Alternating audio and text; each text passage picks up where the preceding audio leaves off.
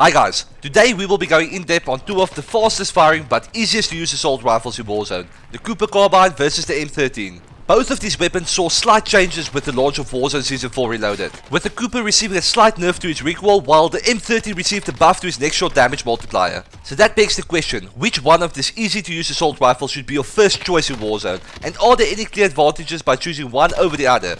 Well, in this video we aim to answer that question by going in depth on the time to kill, base stats and recoil of each weapon, while also checking out the best class setups I recommend using. If it's your first time on this channel and you want to stay up to date with the best weapons to use in Warzone, just double check, make sure you are subscribed, leave a like so we can get this video out to more people, and without further ado, let's get technical.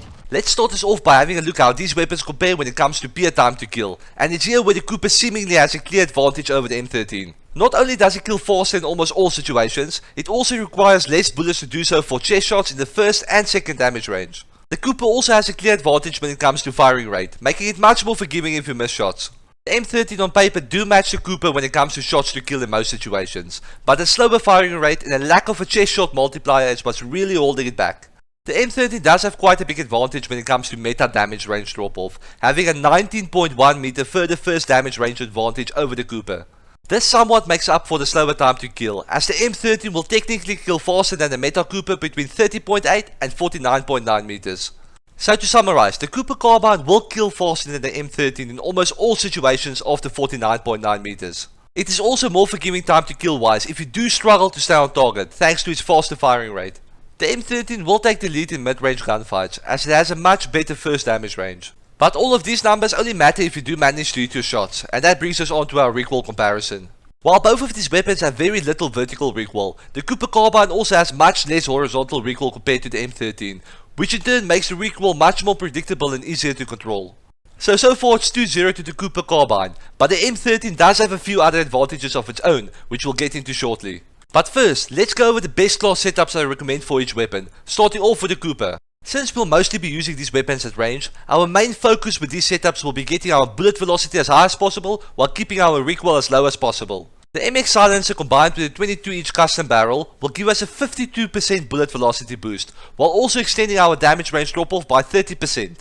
The 45W stock hard scope perk and hatch grip will all assist with keeping our recoil to a minimum, while the 9mm 60 round mags will give us a noticeable fire rate increase. Lastly, lengthened ammo will give us a further 8% boost to our bullet velocity, while the M1941 handstop will just even out the remaining recoil. The M13 build is a lot more straightforward. The monolithic suppressor combined with the Tempest barrel will give us a massive 72% bullet velocity increase, while also extending our damage range by 43%. The VLK optic and commando foregrip will assist with reducing the recoil on the weapon, while the 60 round mag will give us maximum ammo capacity.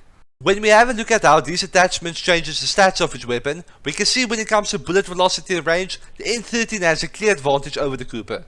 It also takes the lead when it comes to mobility with a slightly faster ADS and reload time, while also matching the Cooper when it comes to movement speed. So with all of the testing and statistics in mind, what's the final verdict? Well, to be honest, I feel that both of these weapons have enough strength and weaknesses to not warrant a clear winner. The M13 does have a better damage range drop off, as well as a much faster bullet velocity, but it falls behind the Cooper when it comes to pure time to kill and recoil. The Cooper's faster firing rate also makes the weapon much more forgiving. This combined with the easier recoil pattern will definitely suit new players to the game. But overall you can't go wrong by choosing any one of these weapons. So that's it for our first in-depth comparison of Warzone Season 4 Reloaded. I hope you guys enjoyed the video, and once again thanks for all of the support. Let me know what weapons you would like me to test next, and I'll catch you guys in the next one.